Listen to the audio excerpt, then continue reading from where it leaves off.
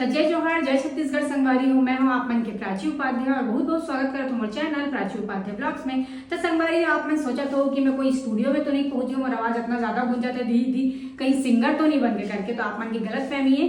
बहुत दिन से हमारे मन की किचन बनत रही से और आज जाके फाइनली कंप्लीट हो गए और आप मन देख सकते हो हमारा किचन कितना सुंदर दिखा थे।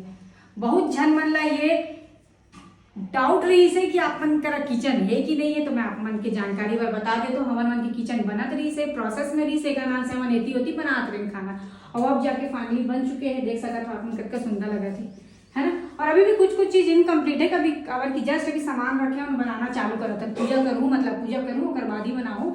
अभी भी कुछ कुछ पेंडिंग है काम, हाँ वो हो जाए कंटिन्यू। बहुत कुछ पेंडिंग है, राइट। हाँ, फिनिशिंग वगैरह कुछ कुछ बचे, बाकी ये सिंक वगैरह तो लग गए, है ना। ये में भी नल लगवा देंगे छोटे से यहाँ। बाकी चलो आप करते हैं हम पूजा।